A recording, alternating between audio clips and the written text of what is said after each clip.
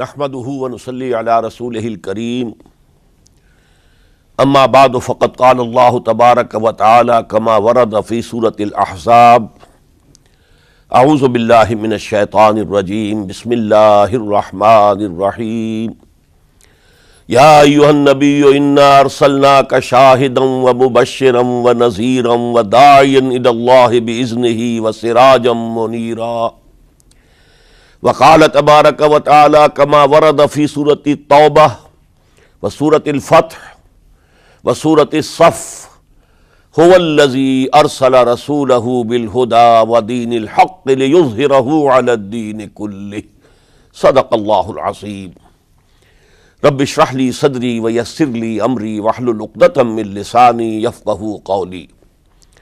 معزز حاضرین اور محترم ناظرین، السلام علیکم ورحمۃ اللہ وبرکاتہ۔ اس سے قبل کی نشست میں ہم یہ دیکھ چکے ہیں کہ شہادت علی الناس یہ اصل میں کار رسالت کے لیے تعبیر ہے۔ حق کی گواہی دینا اپنے قول سے، پھر اپنے عمل میں اس کا نمونہ پیش کر دینا تاکہ حجت قائم ہو جائے کہ یہ کوئی ناممکن العمل بات نہیں ہے جس کا مطالبہ اللہ تعالیٰ فرما رہا ہے۔ پھر حضور کا خاص معاملہ یہ کہ آپ پر دین کی تکمیل ہو گئی، یعنی دین ایک مکمل نظام زندگی کی شکل میں کامل ہو گیا۔ تو اب ظاہر بات ہے کہ اب آپ کی طرف سے اتمام حجت اسی وقت ہو سکتی تھی جبکہ آپ اس پورے نظام زندگی کو عملاً قائم کر کے دکھاتے۔ اب یہاں غور کیجئے، کسی بھی نظام زندگی کو کسی معاشرے میں، کسی خطہ زمین میں نافذ اور قائم کرنا، یہ اصل میں ایک انقلابی عمل ہے، اس لیے کہ خلا دنیا میں کہیں نہیں ہوتا، کوئی نہ کوئی نظام موجود ہوتا ہے۔ اگر کہیں بادشاہی نظام ہے اور آپ جمہوری نظام لانا چاہتے ہیں تو اس کے لیے انقلاب کی ضرورت ہے، ریولوشن کے بغیر تو نہیں ہوگا۔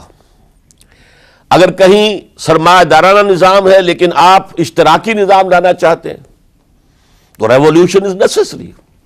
نظام کو بدلنا ایک انقلابی عمل ہے، اور اس میں آپ کو معلوم ہے کہ دو قوتیں ایک دوسرے کے بالمقابل آتی ہیں۔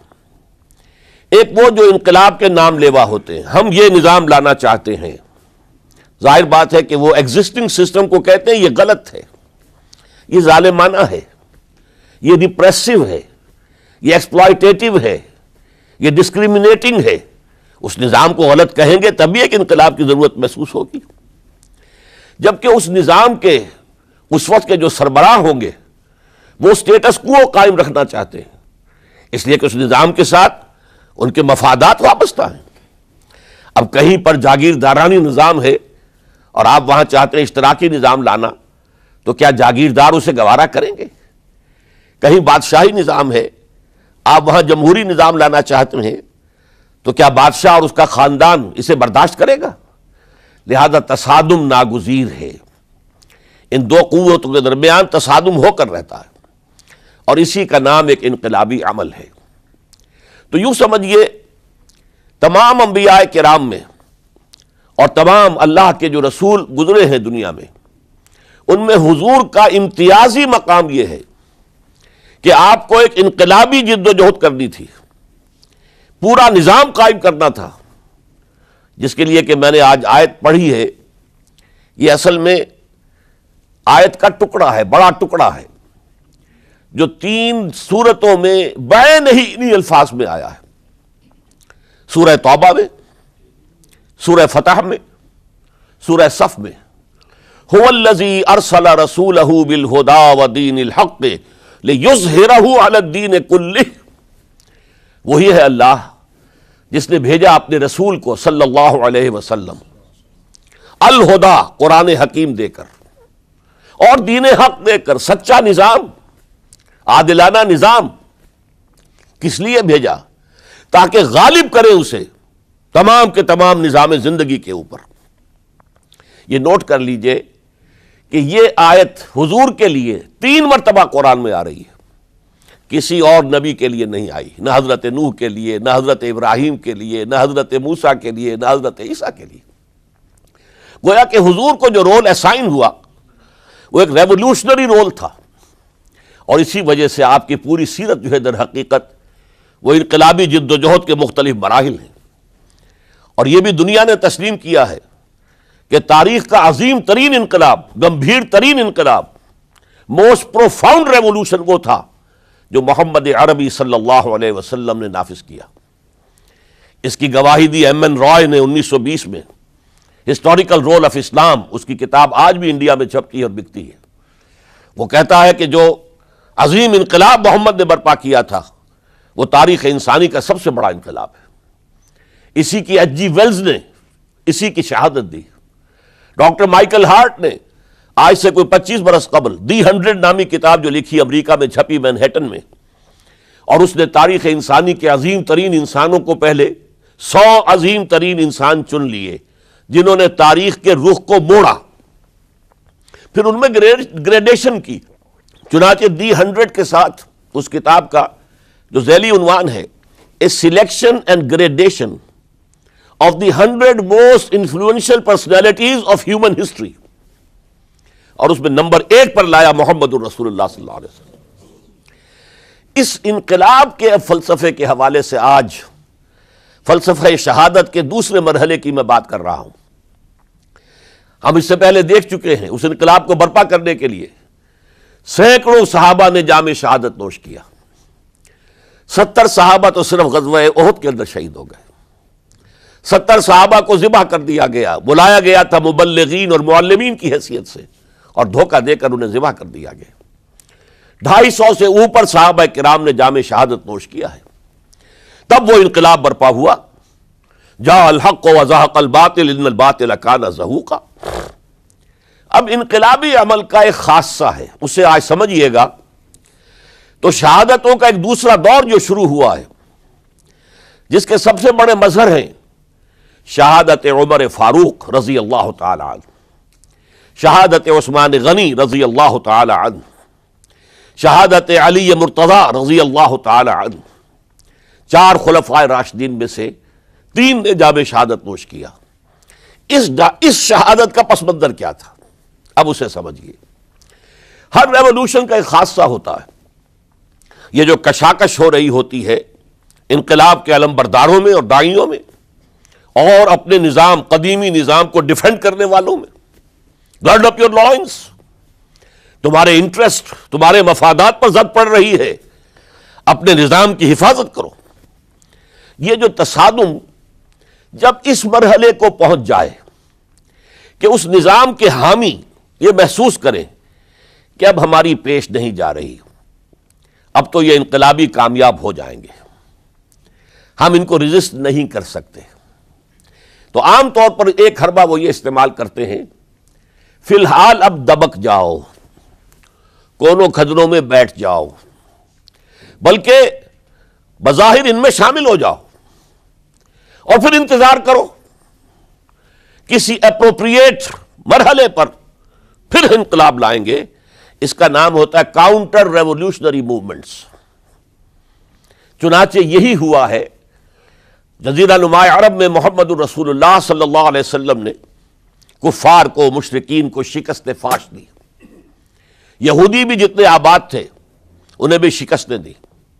3 قبیلے جو مدینے میں تھے وہ نکال دیے گئے. ان کا بڑا گڑھ تھا خیبر، اسے بھی فتح کر لیا گیا. انقلاب مکمل ہو گیا. اب کچھ لوگ جو ہے دبک گئے، کچھ لوگوں نے جھوٹ موٹ کو اسلام کا لبادہ اوڑھ لیا، منافقت کی شکل اختیار کر لی.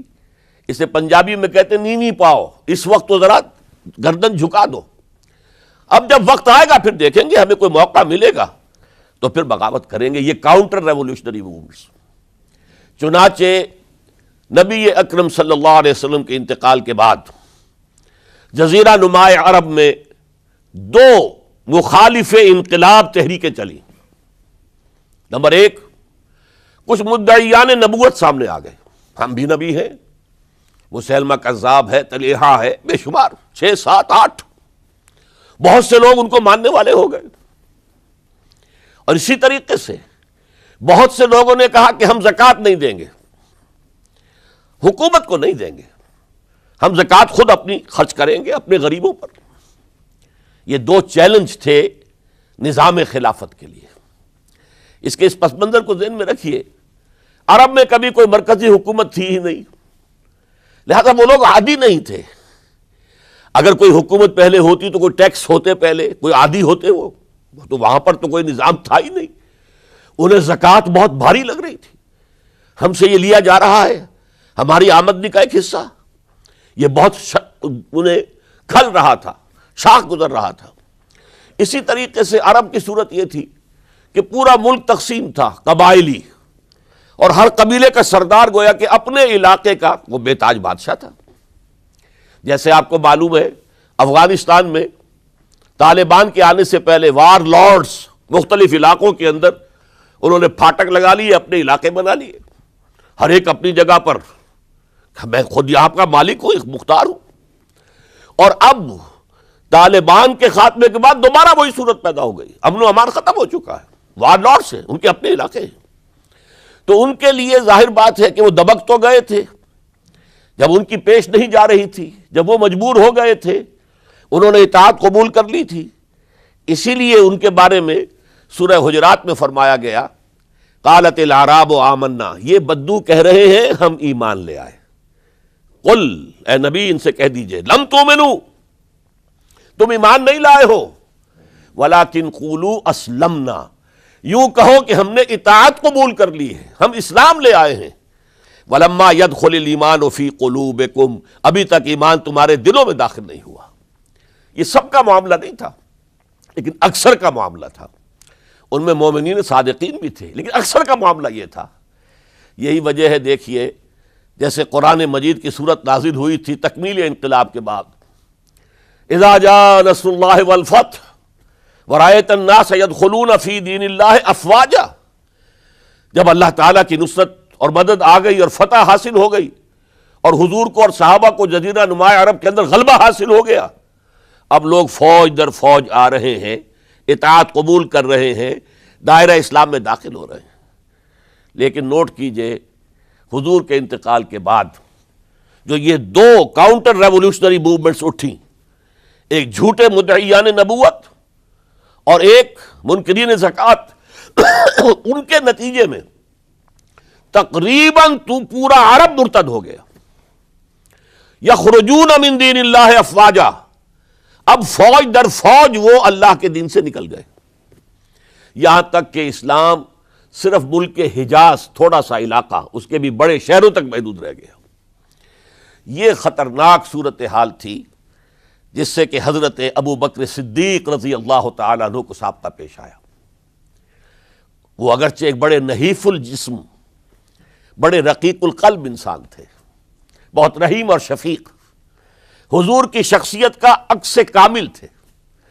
جیسے حضور کی سب طبیعت میں نرمی، رقت، شفقت، رحمت، ایسے ہی ان میں، لیکن جب ذمہ داری کا بوجھ آیا ہے، چیلنج آیا ہے تاریخ کا، اس وقت معلوم ہوا کہ ان کی تو شخصیت آہنی ہے، بڑی قوی، بہت مضبوط، ان کا عزم، ان کی ہمت، ان کا استقلال، ان کا اللہ پر توکل۔ اس موقع پر میں آپ کو بتاتا ہوں، بہت سے لوگوں نے مشورہ دیا تھا کہ مصلحت کا تقاضا ہے کہ کئی محاذ نہ کھولیے بیک وقت، مسلمانوں کے دل پہلے ہی زخمی ہیں حضور کے انتقال کی وجہ سے۔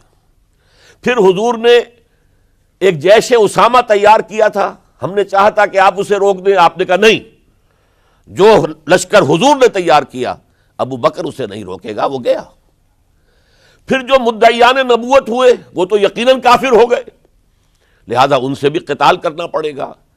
کم سے کم منکرین زکوٰۃ کے ضمن میں نرمی کیجئے۔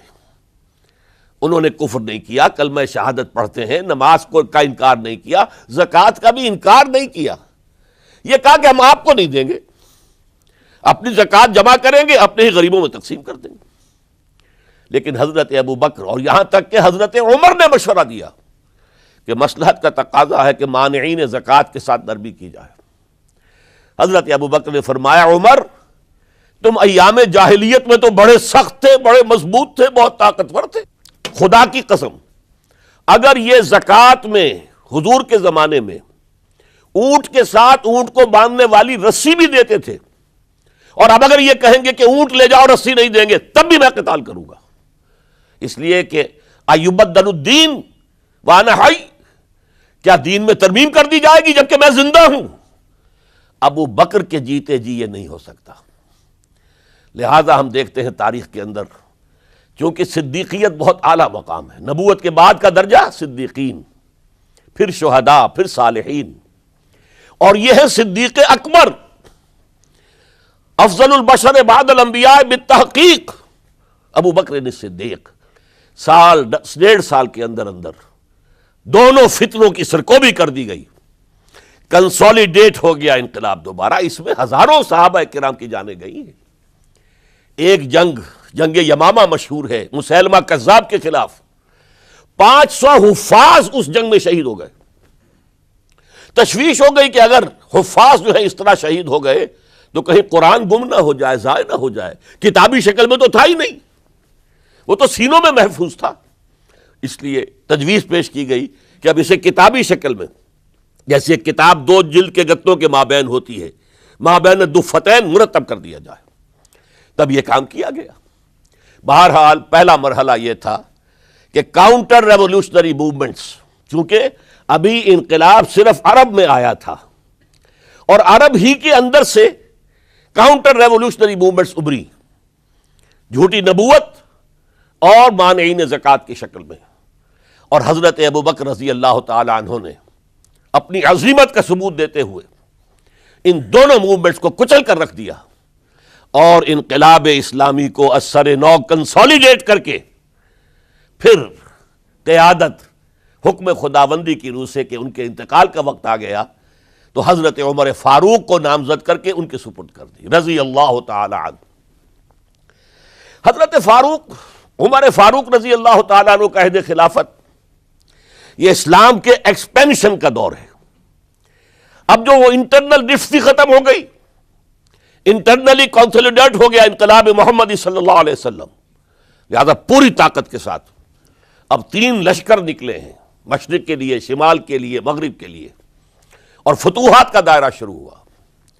10 برس حضرت عمر رضی اللہ تعالیٰ عنہ کے خلافت کے وہ ہیں، نوٹ کیجئے، جس میں ایک سلطنت 2 سپر پاورز اس وقت کی تھی، کئی 100 سال سے چلی آ رہی تھی 2 سپر پاورز، اور دونوں جزیرہ نمائے عرب کے سر پر بیٹھی ہوئی تھی۔ سلطنت ایران، عراق سے ہو کر سلطنت ایران، کہ خسرو کے زمانے سے، ذوالقرنین کے زمانے سے عظیم مملکت تھی، سپر پاور۔ دوسری طرف سلطنت روما، دی رومن امپائر، 3 بر اعظموں کو محیط تھی۔ رومن امپائر پورا شمالی افریقہ اس کے تحت تھا، پورا مغربی ایشیا اس کے تحت تھا، شام اس کے تحت تھا، ترکی اس کے تحت تھا، اور یورپ کا سارا مشرقی علاقہ اس کے تحت تھا۔ رومن امپائر، آپ کو معلوم ہے حضرت عمر کے زمانے میں رضی اللہ تعالی عنہ سلطنت کسریٰ کے تو پرخچے اڑ گئے، نام ختم ہو گیا، وجود نہ رہا عظیم سلطنت کسریٰ۔ حالانکہ آپ کے علم میں ہوگا ان کا بڑا شاندار ماضی تھا، کہ خسرو اور کیقباد، بڑے بڑے یہ کیانی کہلاتے ہیں، یہ کیاں جو ہے یہ بڑی عظیم ایک یوں سمجھیے کہ خاندان تھا بادشاہوں کا، لیکن یہ کہ وہ پوری سلطنت کسریٰ ختم ہو گئی۔ کیوں؟ اس نے حضور کے نامہ مبارک کو چاک کیا تھا، اور حضور نے فرما دیا تھا صلی اللہ علیہ وسلم، خسرو نے میرا خط نہیں چاک کیا، اپنی سلطنت چاک کر دی، اور واقعتاً سلطنت کسریٰ جو ہے ختم ہو گئے، نام و نشان ختم ہو گیا۔ دوسری طرف سلطنت روما تھی، عیسائیوں کے ساتھ، چونکہ وہ تھی کرسچین، عیسائیوں کے ساتھ حضور کے زمانے میں کوئی براہ راست تصادم نہیں ہوا تھا، سارا تصادم ہوا تھا یا مشرکین عرب سے اور یا یہودیوں سے۔ عیسائی جو ہے عربین پیننسولا میں تھے ہی نہیں، یمن کے علاقے میں کچھ تھے لیکن ان کی کوئی حیثیت نہیں تھی، لہذا کوئی کنفرنٹیشن نہیں ہوئی۔ دوسرے عیسائیوں میں ابھی اہل علم موجود تھے، جیسے آپ کو معلوم ہے نجاشی بادشاہ کیسے ایمان لے آئے، اس نے حضرت عیسیٰ کے بارے میں پوچھا، حضرت جعفر طیار رضی اللہ تعالیٰ عنہ نے سورہ مریم کی آیات پڑھ کر سنائیں، اور اس نے کہا بین ہی جو ان آیات میں تم نے پڑھا ہے عیسیٰ کی حقیقت اس سے تن کے برابر بھی زیادہ نہیں ہے۔ اسی طرح ہرقل نے جب اس کو حضور کا نامہ مبارک پہنچا، اس نے جو بھی پیغامبر آئے تھے ایلچی، ان کا اکرام کیا، احترام کیا۔ وہ عالم تھا، جان گیا کہ یہ نبی آخر الزماں ہے، چاہتا تھا کہ میں ایمان لے آؤں بشرطے کہ میرے سارے درباری سپہ سالار بھی ایمان لے آئیں۔ جیسے کہ سن 300 عیسوی میں پوری رومن امپائر نے عیسائیت اختیار کی تھی، اس سے پہلے وہ بت پرست تھے۔ 300 عیسوی میں سلطنت روما کا جو ایمپرر تھا وہ ایمان لے آیا حضرت عیسیٰ پر۔ اس وقت تک ظاہر بات ہے اسلام حضرت عیسیٰ کا دین تھا، حضور تو ابھی آئے نہیں، حضور کے آنے میں تو ابھی 300 برس سے باقی ہیں۔ وہ عیسائی ہو گیا، پوری مملکت عیسائی ہو گئی، تو وہ نظام جو تھا حکومت کا برقرار رہا، انٹیکٹ رہا۔ ہرقل یہ چاہتا تھا کہ اسی طرح میری پوری سلطنت ایمان لے آئے تو میری حکومت برقرار رہے، لیکن یہ کہ اس کے جو درباری تھے اور اس کے بڑے بڑے جو سپہ سالار اور جرنیل تھے انہوں نے ریجیکٹ کر دیا، اور یہ بادشاہت کی بیڑی اس کے پاؤں میں پڑی رہ گئی۔ ایمان تو نہیں لایا لیکن پہچان گیا تھا حضور کو صلی اللہ علیہ وسلم۔ اور اس سلطنت روما سے پھر آپ کو معلوم ہونا چاہیے کہ مسلمانوں نے اس کی 3 ٹانگوں میں سے 2 ٹانگیں توڑ دی، پورے شمالی افریقہ سے نکال باہر کیا، پورے مغربی ایشیا سے، یہ شام اور ترکی کا علاقہ اناطولیہ نکال دیا، اور اس کی سلطنت محدود رہ گئی یورپ کے اندر۔ تو یہ عظیم کام ہوئے ہیں حضرت عمر رضی اللہ تعالی عنہ کے عہد میں۔ اب سوچئے اس عظیم ریولوشن کا بھی کوئی کاؤنٹر ریولوشن ہونا چاہیے تھا کہ نہیں؟ ایرانی بڑے زبردست نیشنلسٹ لوگ تھے، نسل پرست، اپنی نسل پر فخر کرنے والے، ہماری روایات عظیم ہیں، ہم خسرو کے وارث ہیں۔ اور آپ کو معلوم ہے کہ آخری جو بادشاہ تھا رضا شاہ پہلوی، وہ چاہتا تھا کہ خسرو کے دور کی عظمت اور سطوت کو دوبارہ لے آئے۔ 2500 سالہ جشن اس نے منایا تھا، وہ چاہتا تھا وہی شان میری ہو جائے جو خسرو کی تھی۔ یہ جو ان کے اندر نیشنلزم تھا، جب ان کی سلطنت کے پرچے اڑ گئے حضرت عمر رضی اللہ تعالیٰ عنہ کے ہاتھوں، تو ان کے دلوں میں حضرت عمر کی دشمنی، وہ خون کے پیاسے ہو گئے عمر کے رضی اللہ تعالیٰ عنہ۔ میں یہاں آپ کو ذرا ایک حوالہ دے دوں، فردوسی نے جو شاہ نامہ لکھا، حالانکہ وہ مسلمان تھے لیکن چونکہ پرانے ایرانی ذہن کی عکاسی کر رہے تھے، تو انہوں نے جب کہ عرب فوجیں آئی ہیں تو اس نے ایران کا جو اپنے اوپر فخر تھا اس کی ترجمانی کرتے ہوئے لکھا ہے، زشیر شتر خوردن و سوسمار عرب را بجائیست آیت قرار کہ تخت کیارا کنند آرزو تفو برتو ہے چرخ کرداں تفو، کہ یہ عرب اونٹنیوں کا دودھ پینے والے، گوہ کھانے والے، یہ گوہ ایک بڑی سی چھپکلی کا جیسا جانور ہوتا ہے جو صحرا کے اندر ہوتا ہے، اور وہ اپنا ایک گھر بنا کر رہتا ہے، اسے کھاتے تھے یہ۔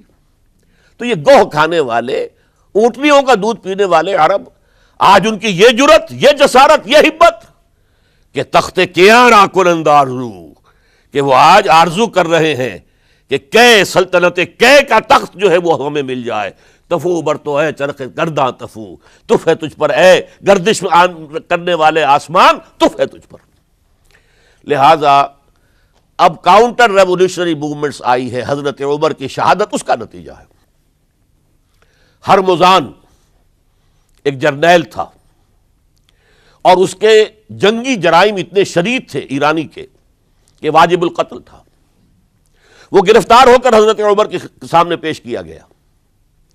حضرت عمر نے فرمایا یہ واجب القتل ہے، اس کی گردن اڑا دی جائے۔ اس کی چالاکی دیکھیے، اس نے کہا امیر المومنین، اے مسلمانوں کے امیر عمر رضی اللہ تعالی عنہ، مجھے ذرا پانی پلوا دیجیے۔ حضرت عمر نے فرمایا پانی لا دو۔ ایک کٹورے میں پانی دے دیا گیا۔ پھر کہا دیکھیے امیر المومنین، مجھے ضمانت دیجیے کہ جب تک میں یہ پانی پی نہ لوں مجھے قتل نہیں کریں گے۔ فرمایا ہاں ہاں تم پانی پی لو، جب تک یہ پانی تم نہیں پیو گے ہم قتل نہیں کریں گے۔ اس نے وہ کٹورا پھینک دیا، نہ اب میں یہ پانی پی سکتا ہوں نہ آپ مجھے قتل کر سکتے ہیں، کیونکہ آپ کا عہد یہ ہے کہ جب تک میں یہ پانی نہیں پیوں گا آپ مجھے قتل نہیں کریں گے۔ اس ہیلے سے جان بچا گیا۔ پھر اس شخص نے ابو لولو فیروز، ایک غلام تھا، اسے اس کام کے لیے تیار کیا۔ حضرت مغیرہ ابن شعبہ کا غلام تھا وہ، اور حضرت مغیرہ نے اس سے روزانہ کی ایک اجرت کہ تم کام کرو، مجھے صرف 7 آنے روزانہ دے دیا کرو۔ اس نے آ کر حضرت عمر سے کہا کہ میرا جو آقا ہے مغیرہ ابن شعبہ، یہ مجھ سے بہت زیادہ طلب کرتا ہے۔ حضرت عمر نے پوچھا کیا دیتے ہو؟ 7 آنے۔ تم کرتے کیا ہو؟ کہ میں نجار بھی ہوں، میں لوہار بھی ہوں، میں یہ کام کرتا ہوں۔ فرمایا اتنے پیشوں کا جاننے والا اس کے لیے یہ روزانہ کا ٹیکس یہ زیادہ نہیں ہے، یہ تمہیں دینا چاہیے۔ اس نے کہا میں چکیاں بھی بناتا ہوں۔ حضرت عمر نے فرمایا پھر ایک چکی ذرا مجھے بھی بنا دینا۔ کہنے لگا آپ کے لیے تو میں ایسی چکی بناؤں گا کہ جس کی آواز دنیا بھر میں جائے گی۔ وہ شخص ہے اور ہرمزان کی سازش کے تحت وہ ایرانی جسے بعد میں ایرانیوں نے کیا کہا، جس نے قتل کیا حضرت عمر فاروق کو، حضرت ابو لولو فیروز۔ آج بھی ایران میں اس کی قبر کی تصویریں بکتی ہیں بازار کے اندر، حضرت ابو لولو فیروز۔ وہ آیا ہے مسجد نبوی میں، اور آ کر اس نے جبکہ حضرت عمر رضی اللہ تعالیٰ عنہ امامت فرما رہے حملہ کیا، 5-6 وار خنجر کے کیے۔ حضرت عمر رضی اللہ تعالیٰ شدید مجروح ہو گئے۔ یہ انتقام تھا جو عجم نے، وہ سلطنت کے جس کے ٹکڑے ختم ہو گئے تھے، جس کا ٹکڑے کر دیے گئے تھے، اس نے انتقام لیا عالم اسلام سے۔ سمجھا انہوں نے یہ تھا کہ شاید یہ پوری عمارت اسی ایک ستون پر کھڑی ہے، حضرت عمر ہی کے ستون پر کھڑی ہے، اس ستون کو گرا دو گے پوری عمارت گر جائے گی۔ لیکن ثابت ہوا نہیں، یہ محمد کی بنائی ہوئی عمارت ہے صلی اللہ علیہ وسلم، یہ بہت قوی ہے، اس کی بنیادیں بہت مضبوط ہیں، کوئی ذرا سی تریڑ بھی نہیں آئی، ذرا سی تریڑ بھی نہیں آئی۔ حضرت عمر فاروق کی شہادت کے بعد حضرت عثمان رضی اللہ تعالیٰ عنہ کا دور خلافت شروع ہوا، اور جوں کا توں جو قافلہ چل رہا تھا آگے چلتا چلا گیا۔ حضرت عثمان رضی اللہ تعالیٰ عنہ کے بارے میں بہت قیل و قال ہے، ان پر تنقیدیں بھی کی، اپنوں نے بھی کی ہیں، دشمنوں نے بھی کی ہیں۔ لیکن بات جان لیجئے، یہ تاثر غلط ہے کہ ان کے پورے دور خلافت کے اندر فتنہ رہا یا ہنگامہ رہا، قتل غلط۔ 10 برس خلفائے راشدین میں طویل ترین دور خلافت حضرت عثمان کا ہے رضی اللہ تعالیٰ عنہ، 12 برس۔ حضرت ابو بکر کے تو 2.25 برس تھے، حضرت عمر کے 10 برس تھے، ان کا 12 برس، اور 12 میں سے 10 سال ایسے تھے بعین ہی جیسے حضرت عمر کے 10 سال تھے۔ امن و امان ہے، سکون ہے، چین ہے، اور قافلہ اسلام بڑھ رہا ہے، فتوحات کا دائرہ بڑھتا چلا جا رہا ہے، فتوحات سیلاب کے مانند آگے بڑھ رہی ہیں۔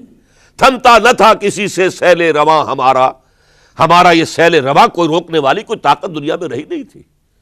کسرا ختم، سلطنت ایران ختم، اور دوسری سپر پاور سلطنت روما، اس کی 3 میں سے 2 ٹانگیں توڑ دی گئی، 1 رہ گئی۔ اب کون تھا؟ خارج میں کوئی طاقت نہیں تھی جو اسلام کے اس سیلاب کو اور پوری نوع انسانی پر اتمام حجت اور اللہ کے دین کو پہنچانے کے راستے میں رکاوٹ بن سکتی ہے۔ اب ایک فتنہ اٹھا، دیکھیے حضور کی کنفنٹریشن 3 مذاہب سے ہوئی تھی۔ ایک مذہب مشرکین کا، شرک کا قلع کما کر دیا گیا جزیرہ نما عرب سے، ختم ہو گئے۔ انہوں نے کاؤنٹر ریولوشنری موومنٹس اٹھائیں حضرت ابوبکر کے زمانے میں، ان کو کرش کر دیا حضرت ابوبکر صدیق رضی اللہ تعالیٰ عنہ، چاہے ہزاروں صحابہ شہید ہوئے۔ اس کے بعد دوسری طاقت کون تھی مذہبی؟ یہودی۔ یہود کے 3 قبیلے مدینے میں آباد تھے، بنو قینقاع، بنو قریظہ، بنو نذیر۔ 2 کو مدینے سے نکال دیا گیا ان کی بدعہدی کی وجہ سے۔ حالانکہ حضور نے مدینہ تشریف لاتے ہی ان سے معاہدے کر لیے تھے. ان کا میثاق مدینہ یہ در حقیقت ایک پیکٹ تھا جوائنٹ ڈیفنس آف مدینہ کا. مدینہ پر اگر کوئی حملہ کرے گا، اور ظاہر بات ہے کہ ایک امکان تھا کہ مکے والے آ کر حملہ کریں، مشرکین مکہ، لیکن مدینہ کا ہم تحفظ کریں گے مل کر، مسلمان اور یہودی. لیکن انہوں نے ہر موقع پر وعدہ خلافی کی. پہلے بنو قینقاع نکالے گئے، پھر بنو نذیر نکالے گئے. غزوہ احزاب کے موقع پر بدترین جو ہے بدعہدی بنو قریظہ نے کی، اور ان کو بڑی سخت سزا دی گئی، چونکہ انہوں نے خود کہا تھا کہ ہمارا فیصلہ سعد ابن معاذ رضی اللہ تعالی عنہ جو فیصلہ کر دیں گے وہ ہمارے حلیف ہے، جو فیصلہ کر دیں گے ہمیں قبول ہوگا. اور حضرت سعد نے تورات کے حکم کے مطابق فیصلہ کیا کہ ان کے جتنے جوان ہیں وہ قتل کر دیے جائیں گے. بڑی سخت سزا تھی کہ جو دی گئی ہے، اس میں کوئی شک نہیں. پھر ان کا اڈا تھا بہت بڑا خیبر میں، وہ نکال دیا گیا، وہاں سے انہیں نکالا گیا. اس کے اوپر مسلمانوں نے قبضہ کیا. جیسا کہ میں نے عرض کیا، عیسائیوں سے کوئی کنفرنٹیشن نہیں ہوئی تھی، لیکن ان دو کے ساتھ ایک مشرکین عرب کا خاتمہ ہوا اور ایک جزیرہ نما عرب سے یہودیوں کا خاتمہ ہوا. لہذا ان کے اندر جلن تھی، انتقام کی آگ تھی. سب سے بڑا تو حسد تھا کہ 2000 سال سے نبوت اور رسالت ہمارے پاس تھی. موسیٰ سے لے کر عیسیٰ تک علیہم الصلاۃ والسلام 1400 برس ہماری تاریخ کے وہ ہیں کہ کوئی ایک لمحہ بھی نہیں تھا کہ کوئی نبی موجود نہ ہو. نوٹ کیجئے اس بات کو.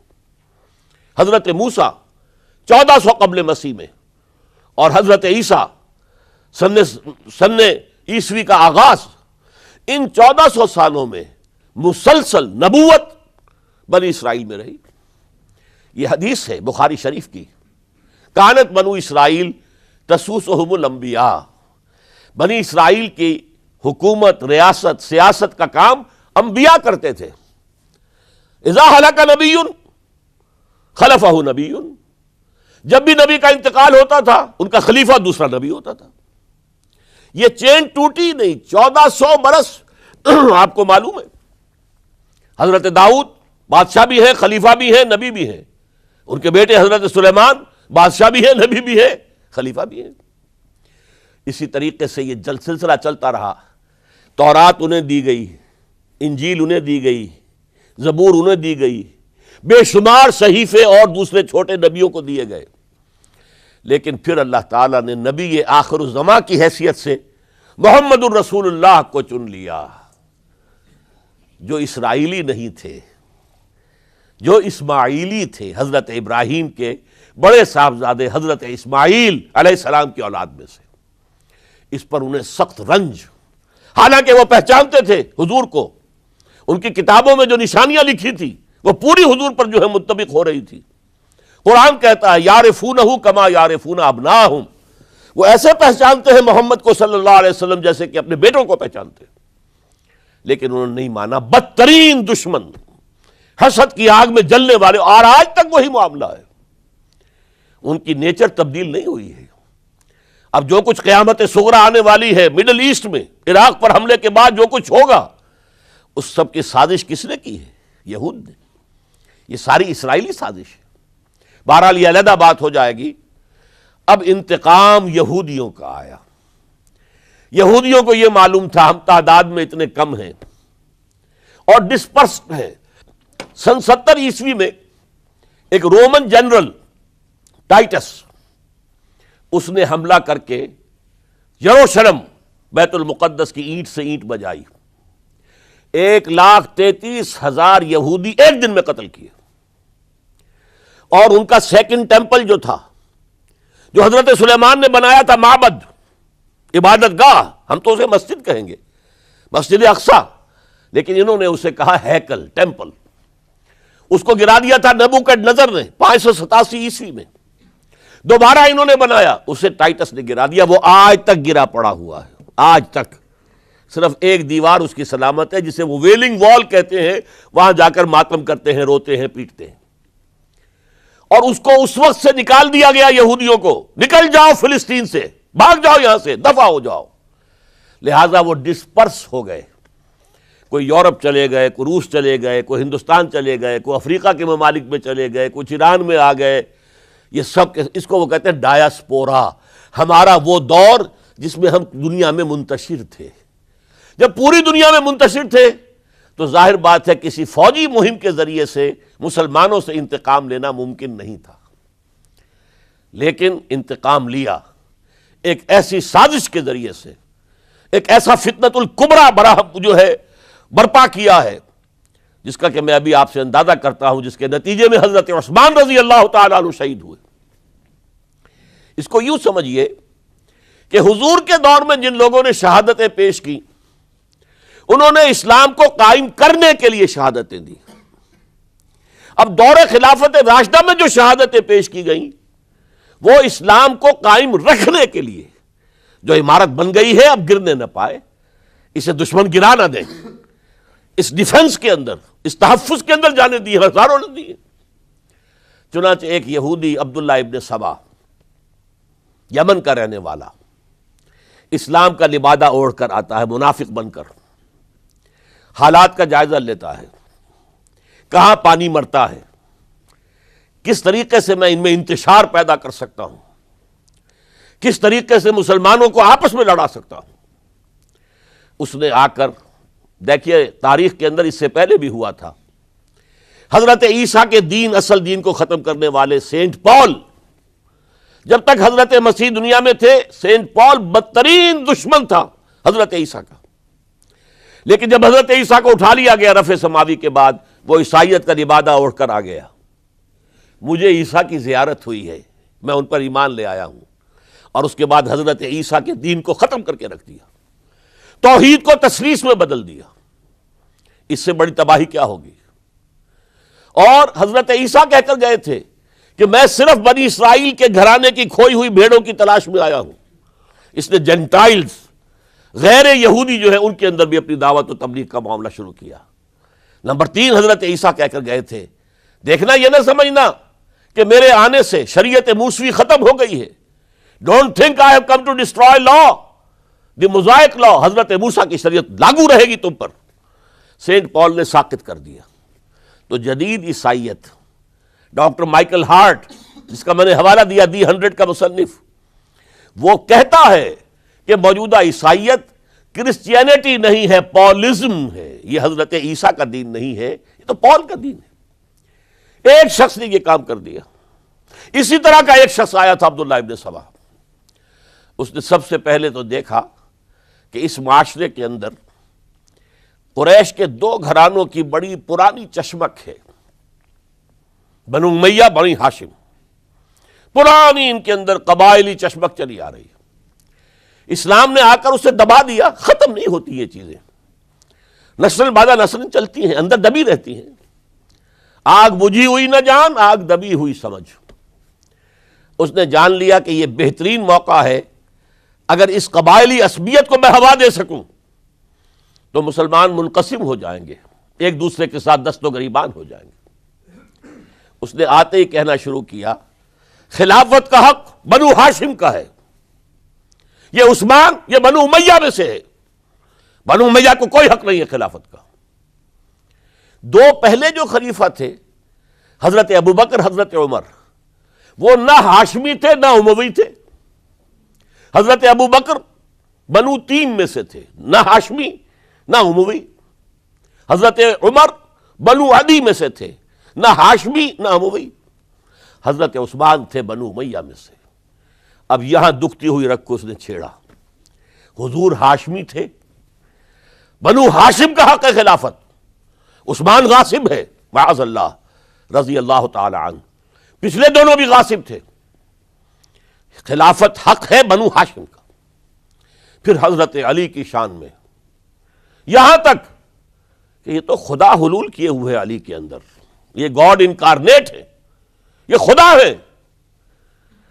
دیکھیے توحید بھی ختم کی، اس نے تثلیث بنائی تھی، اور حضرت عیسیٰ کو خدا کا بیٹا بنایا تھا. اس نے حضرت علی کو خدا بنا دیا. اور آپ کو معلوم ہونا چاہیے آج بھی نصیری شیعہ دنیا میں موجود ہیں جو حضرت علی کو خدا کہتے ہیں. دی گاڈ انکارنیٹ، کہ اللہ جو ہے حلول کر گیا تھا حضرت علی کے اندر رضی اللہ تعالیٰ عنہ، معاذ اللہ ثم معاذ اللہ ثم معاذ اللہ۔ پھر اس نے ایک طریقہ اختیار کیا، حضرت عثمان پر تنقیدیں شروع کی، حضرت عثمان کے گورنرز کے خلاف جھوٹے الزامات لگانے شروع کیے، اڈے بنا لیے بصرہ میں، کوفہ میں، مصر میں، اور وہاں بصرے میں کوفے کے امیر کے خلاف اس نے یہ کر دیا، اس نے یہ کر دیا، اس نے خیانت کی، اس نے فلاں کیا، بیت المال پہ ڈاکہ ڈالا، اور کوفے میں بصرہ کے امیر کے خلاف، شام میں دمشق میں مصر کے گورنر کے خلاف، اور مصر میں جا کر شام کے گورنر کے خلاف، اور ہر جگہ حضرت عثمان رضی اللہ تعالیٰ عنہ کے خلاف۔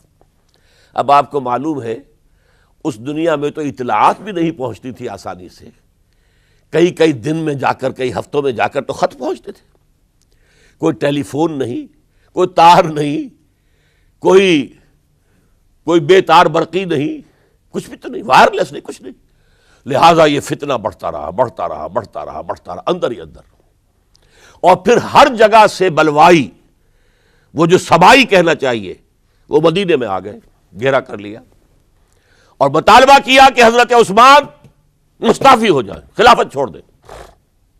حضرت عثمان نے کہا تمہارے کہنے سے میں نہیں چھوڑ سکتا۔ ان پر جب الزامات لگائے گئے انہوں نے ہر الزام کی صفائی پیش کر دی۔ اس صفائی کے پیش کرنے والوں میں سب سے بڑھ کر خود حضرت علی تھے رضی اللہ تعالی عنہ۔ مسجد نبوی میں آ کر انہوں نے ان بلوائیوں کو جمع کیا اور حضرت عثمان کے خلاف جو بھی الزام لگائے گئے تھے ان سب کی صفائی اور جواب دیا اس کا، لیکن بلوائی جو ہے اڑے ہوئے تھے۔ ادھر سے حضرت امیر معاویہ، وہ عامل تھے، گورنر تھے شام کے، انہیں اطلاع مل رہی ہے، وہ کہتے ہیں آپ ہمیں اجازت دیجئے ہم فوج لے کر آئیں اور ان کے ٹکڑے اڑا دیں۔ لاکھوں کی فوجیں تھی کھڑی ہوئی، حضرت عثمان کی مملکت کا آپ تصور کر سکتے ہیں؟ قرآن میں عظیم ترین حکمران کے نام سے کے حوالے سے نام آیا ذوالقرنین کا۔ ذوالقرنین کے خسرو یا سائرس، اس کی سلطنت سے کم 2 گنا بڑی سلطنت تھی جس پر حضرت عثمان رضی اللہ تعالی عنہ حکومت کر رہے تھے۔ مصر سے عمرو بن العاص کہہ رہے ہیں کہ آپ اجازت دیجئے میں فوج لے کر آؤں اور ان کا ٹکڑا کر دیا جائے، تکہ بوٹی کر دی جائے۔ حضرت عثمان کا فیصلہ تھا یہ مجھے قتل کر دیں تو قصاص لے لینا، لیکن میں اپنی جان کے تحفظ کے لیے کسی کلمہ گو کا خون بہانے کو تیار نہیں۔ حضرت طلحہ، حضرت زبیر، حضرت علی کہہ رہے ہیں آپ اجازت دیجئے کہ ہم ان کے خلاف جنگ کریں، مدینے میں بیٹھے ہوئے، فرماتے نہیں، ان کے خلاف جنگ کی اجازت میں نہیں دے سکتا۔ یہ میری ذاتی، مجھ پر تنقیدیں کر رہے ہیں، ذاتی دشمنی ہے، میں اپنی ذات کے تحفظ کے لیے کسی کلمہ گو کا خون جو ہے نہیں بہاؤں گا۔ لاکھوں کی فوجیں موجود تھیں، لیکن حضرت عثمان نے یہ طے کیا میں اپنی جان کے تحفظ کے لیے میں نہیں ہاتھ اٹھاؤں گا، میں کسی اور کو اجازت نہیں دوں گا کہ ان کے خلاف جنگ کرے۔ ہاں یہ میرے دشمن ہے، میری جان لے لیں، جب جان لے لیں گے تو قصاص لے لینا۔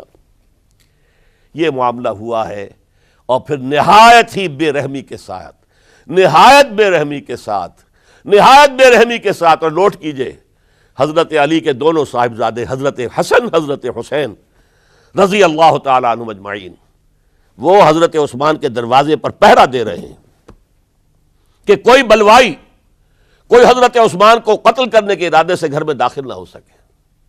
وہ گھر کے پچھواڑے سے دیوار پھلانگ کر آئے ہیں اندر، اور حضرت عثمان جب قرآن پڑھ رہے تھے اس حالت میں انہیں شہید کیا ہے۔ ان کی بیوی نائلہ نے ہاتھ آگے کیا ہے روکنے کے لیے تو ان کی انگلیاں کٹ گئیں، اور انگلیوں کا خون جو ہے اس مصحف پر، قرآن مجید میں اس صفحے کے اوپر حضرت عثمان کے خون کے دھبے لگ گئے۔ یہ حالات ہوئے حضرت عثمان کی شہادت کے، کہ انہوں نے چاہا وہ نظام قائم رہے۔ یہودیوں کا انتقام، یہودیوں کی سازش، اور ایسی سازش ہے کہ جس کے نتیجے میں اس کو کہا گیا الفتنۃ الکبریٰ، عظیم ترین سانحہ، عظیم ترین فتنہ۔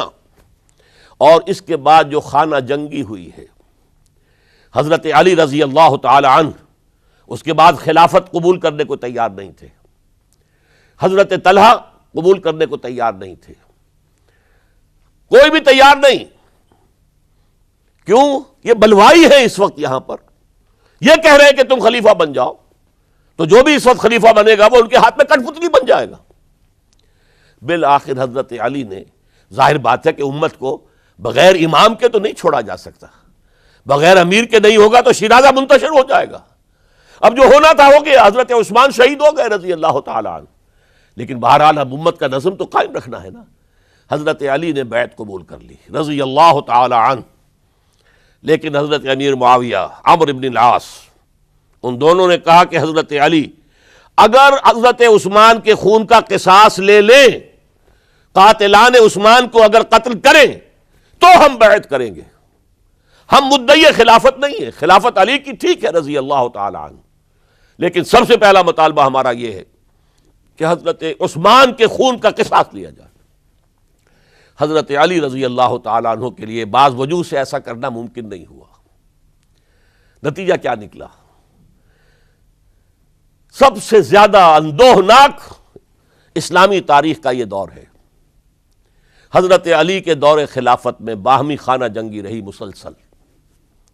جنگ جمل حضرت عائشہ صدیقہ کمانڈ کرتی ہوئی آئی ہیں، طلحہ اور زبیر ان کے ساتھ ہیں، اور اگرچہ حضرت علی رضی اللہ تعالیٰ عنہ کے ساتھ ان کی صلح ہو گئی، لیکن وہ جو بلوائی تھے، جو چاہتے نہیں تھے کہ امن ہو، وہ تو در حقیقت اسلام کے حصے بکھرے کرنے کے لیے آئے تھے، اسلام کی مملکت کو تباہ کرنے آئے تھے۔ انہوں نے فوری طور پر حملہ کر دیا حضرت عائشہ رضی اللہ تعالیٰ عنہ کے لشکر پر۔ اب ظاہر بات ہے کہ جنگ شروع ہو جائے تو پھر کون دیکھ سکتا ہے، آئدر کل اور بی کلڈ، دو شکلیں دو ہی ہوتی ہیں۔ ایک رات میں 10,000 مسلمان شہید ہوئے، قتل ہوئے۔ الفتنۃ الکبریٰ، عشرہ مبشرہ میں سے حضرت طلحہ، حضرت زبیر دونوں شہید ہو گئے۔ پھر اس کے بعد بھی بات تو ختم نہیں ہوئی۔ حضرت معاویہ رضی اللہ تعالی عنہ وہ فوج لے کر آئے۔ پھر جنگ صفین 74,000 مسلمان ایک دوسرے کی تلواروں سے اور ایک دوسرے کے نیزوں سے ختم ہو گئے۔ ذرا اندازہ کیجئے، 1,00,000 کے قریب مسلمان ختم ہو گیا۔ نہ یہودی کو کچھ کرنے کی ضرورت پیش آئی، نہ کسی اور کو کوئی حملہ کرنے کی ضرورت پیش آئی، آپس میں خانہ جنگی۔ 4.5 برس حضرت علی رضی اللہ تعالی عنہ ان کا دور خلافت ہے، پورا کا پورا باہمی خانہ جنگی کی نظر ہو گیا۔ اس میں حضرت علی پر معاذ اللہ کوئی الزام نہیں، رضی اللہ تعالی عنہ وکرم اللہ وجہہ، وہ امام حق تھے، لیکن یہ ہے کہ ان کا بے بس ہو گئے تھے، لاچار ہو گئے تھے، حالات پر کنٹرول نہیں ہو رہا۔ اسی جنگ صفین کے اندر جب ایک تجویز پیش کی گئی کہ لڑنے بھڑنے کی بجائے حکم مان لو، جیسے قرآن مجید میں آیا ہے کہ میاں اور بیوی کے درمیان اختلاف ہو جائے تو فَبَعْثُوا حَكَمًا مِّنْ أَهْلِهِ وَحَكَمًا مِّنْ أَهْلِهَا، ایک حکم لڑکے والوں کی طرف سے، ایک حکم لڑکی والوں کی طرف سے مقرر کر لو، وہ آپس میں معاملہ طے کرائیں۔ لہذا تحکیم کی تجویز کی گئی۔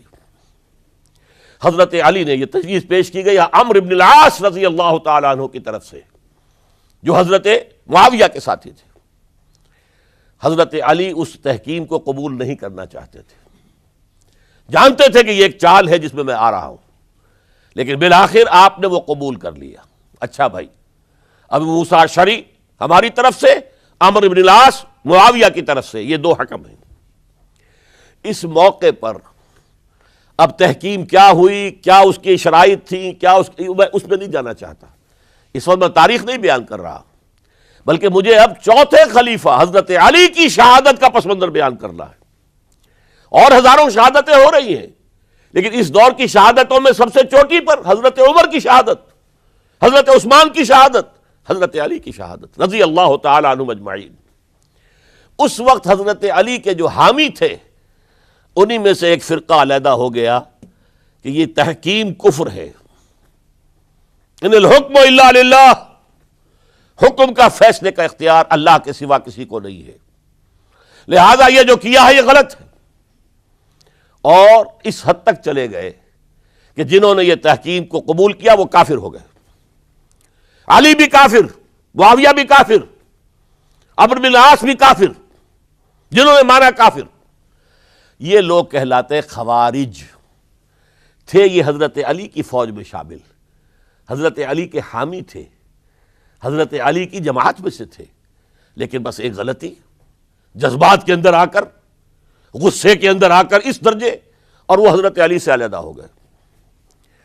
اس کے بعد انہوں نے اپنی ایک کانفرنس کی، ایک جنگ بھی ہوئی، پھر حضرت علی کو ان کے خلاف جنگ کرنی پڑی، وہ جنگ نہروان کہلاتی ہے، جن میں کہ ان خوارج کو حضرت علی نے بہت بڑی شکست دی۔ پھر انہوں نے کانفرنس کی آپس میں بیٹھ کر کہ علی کو یا معاویہ کو فوجی شکست دینا تو ہمارے لیے ممکن نہیں ہے، ایسے کرو کہ ان تینوں کو قتل کر دو، علی کو بھی قتل کر دو رضی اللہ تعالی عنہ، معاویہ کو بھی قتل کر دو رضی اللہ تعالی عنہ، عمرو بن العاص کو بھی قتل کر دو، تاکہ اس کے بعد مسلمان اپنا کوئی خلیفہ چن لیں گے۔ رمضان سن 40 ہجری اس کا ایک دن معین کر لیا، ایک ہی دن یہ تینوں جو ہے، عبد الرحمن ابن ملجم آئے گا مدینے کے اندر، کوفے کے اندر، حضرت علی نے صدر مقام کوفہ بنا لیا تھا، اور فجر کی نماز میں حضرت علی پر حملہ کرے گا۔ ایک دوسرا شخص عمرو بن العاص پر جا کر حملہ کرے گا اسی دن اسی وقت۔ ایک تیسرا شخص وہ امیر معاویہ کے اوپر حملہ کرے گا۔ عمرو بن العاص اس روز مسجد میں آئے ہی نہیں، ان کی جگہ کوئی اور شخص جو نماز پڑھا رہے تھے وہ شہید کر دیے گئے۔ حضرت معاویہ پر جو حملہ ہوا وہ اوچھا پڑا وار، وہ جلدی تندرست ہو گئے۔ حضرت علی ابھی وہ گھر سے نکل کر مسجد کی طرف جا رہے تھے، ابن ملجم نے ایک اور ساتھی اپنے ساتھ لے کر حملے کیے ہیں، شدید زخمی کر دیا۔ حضرت علی نے آواز دی، کچھ لوگ آئے، ایک ساتھی تو دوڑ گیا اور ابن ملجم جو ہے وہ پکڑ لیا گیا۔ پھر کسی اور نے نماز پڑھائی، اور حضرت علی رضی اللہ تعالیٰ عنہ نے وصیت کر دی کہ اگر میرا انتقال ہو جائے تو اس ابن ملجم سے قصاص لے لینا، نہ ہو تو پھر میں خود اس کا فیصلہ کروں گا۔ لیکن حضرت علی رضی اللہ تعالی عنہ بھی شہید ہو گئے۔ یہ شہادتیں میں نے کس کیٹیگری میں ڈالی ہیں، ہسٹوریکل بیک گراؤنڈ کیا ہے اس کو سمجھیے۔ ایک شہادتیں وہ تھیں جو دور نبوی میں ہوئی اللہ کے دین کو قائم کرنے کے لیے۔ سورہ شورى کی آیت ہے، شرع لکم من الدین ما وصى به نوحا والذی اوحینا الیک وما اوحینا به ابراہیم وموسیٰ وعیسیٰ ان اقیموا الدین، دین کو قائم کرو۔ اور میں اس کا ترجمہ کیا کرتا ہوں وضاحت کرتے ہوئے، دین قائم نہیں ہے تو قائم کرو، قائم ہے تو قائم رکھو۔ اس کو گرانے کے لیے شیطانی قوتیں تو پورا زور لگائیں گی۔ ستیزہ کار رہا ہے ازل سے تا امروز، چراغ مصطفی سے شرار بولابی۔ ابلیس لعین کو تو پسند نہیں کہ اسلامی نظام دنیا میں قائم ہو، وہ تو نوع انسانی کا دشمن ہے، ازلی دشمن، پیدائشی دشمن۔ لہذا اب وہ جو خیمہ کھڑا ہوا ہے شامیانہ، اسے مضبوط رکھو۔ آندھی اگر چل رہی ہے تو اس کے بانس پکڑو، اس کی رسیاں مضبوط کرو۔ یہ ہے دین کو قائم رکھنا۔ یہ دور جو میں نے گنوایا ہے یہ اس دین کو قائم رکھنے کے لیے، اور اس پر جو خارجی حملے ہو رہے تھے ان حملوں کا سد باب کرنے کے لیے یہ بیش قیمت شہادتیں پیش کی گئی ہیں، ہزاروں صحابہ کی جانیں گئی ہیں، اور 3 خلفائے راشدین شہید کیے گئے۔ لیکن یہ بات نوٹ کر لیجئے، اس کا نتیجہ کیا نکلا؟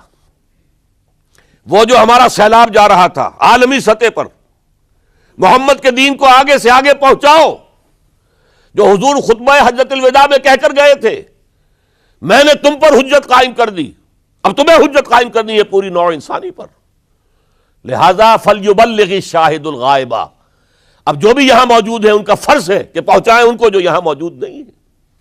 یہ اسی کے لیے تو یہ فوجیں نکلی تھیں، اللہ کے دین کو قائم کرنے کے لیے، ورنہ شہادت ہے مطلوب و مقصود مومن، نہ مال غنیمت نہ کشور کشائی۔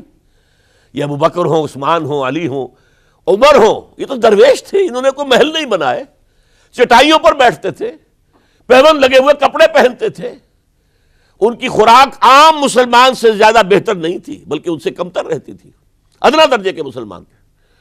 لیکن یہ ہے کہ یہ جو سیلاب جا رہا تھا اسلام کا، انٹرنل سیبوٹاج کے ذریعے سے اس کے اندر طاقت جو تھی وہ روک دی گئی۔ آپ دیکھتے ہیں اور سنتے ہوں گے، اگر کوئی انکلائن ہو، چڑھائی ہو، اور ٹرک جو ہے لوڈڈ ہے، چل رہا ہے، زور لگا لگا کے انجن جو ہے گوں گوں گوں کر کے چل رہا ہے. اگر خدا نہ خواستہ انجن بند ہو جائے ایک دفعہ، اسے کہتے ہیں موشن ٹوٹ گیا. اب یہ ڈرائیور جانتا اس کی جان پر بن گئی. اب اس کو دوبارہ سٹارٹ کرنا آسان کام نہیں ہے. تو اسلامی سیلاب کا کہ جس کے بارے میں کیفیت یہ تھی کہ تھمتا نہ تھا کسی سے سیل رواں ہمارا سیل رواں روکنے والا کون رہ گیا تھا؟ سلطنت کسریٰ ختم ہو چکی تھی، سلطنت روما کی 2 ٹانگیں ٹوٹ چکی تھی. اس کو روکا ہے یہودی سازش نے انٹرنل سیبوٹاج کے ذریعے. 1 لاکھ مسلمان تو ایک دوسرے کی تلواروں سے ہی مارے گئے. خلافت راشدہ کا یہ نظام یہ پھر ایک سیڑھی نیچے اتر گیا. اس کے بعد دور بنو امیہ شروع ہوا ہے. عارضی سا حصہ یہ ہے کہ حضرت علی سے کہا گیا کہ ہم آپ کے بیٹے حضرت حسن کے ہاتھ پر بیعت کر لیں.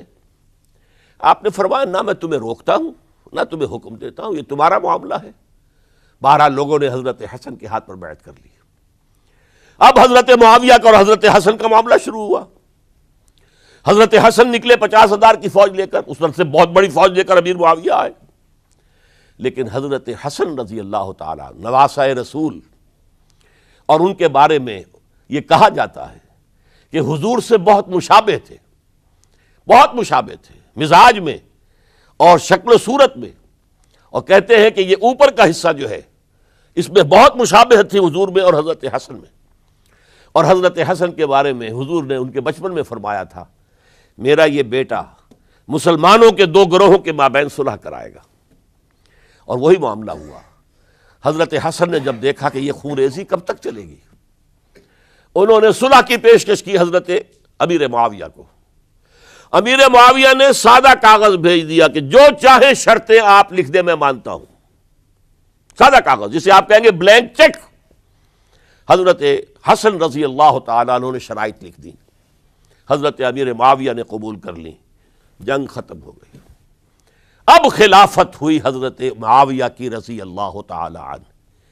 لیکن حضرت معاویہ اگرچہ جلیل القدر صحابی ہیں، نوٹ کر لیجئے، حضور کے برادر نسبتی ہیں، حضور کے سالے ہیں.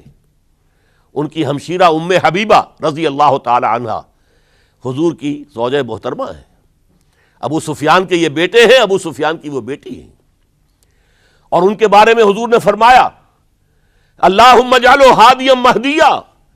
دعا کی اے اللہ اس معاویہ کو ہادی ہدایت دینے والا اور مہدی ہدایت یافتہ بنا دے. اس کے باوجود حضرت معاویہ کے دور حکومت یا دور خلافت کو خلافت راشدہ میں تسلیم نہیں کیا جاتا، اس لیے کہ انہیں مسلمانوں نے اپنی رائے سے نہیں چنا تھا، اپنے طاقت کے بل پر وہ حکومت جو ہے انہوں نے حاصل کی تھی. چاہے حضرت حسن نے دستبرداری کر کے دے دی، لیکن ظاہر بات ہے کہ یہ مسلمانوں کے مشورے سے نہیں ہوا تھا. لہذا ان کا دور خلافت راشدہ میں شامل نہیں ہے. خلافت راشدہ ابو بکر، عمر، عثمان، علی اور مزید شامل کرنا ہو تو 6 مہینے حضرت حسن کے رضی اللہ تعالی عنہ. وہ بھی طاقت کے بل پر نہیں آئے تھے، مسلمانوں نے انہیں چنا تھا.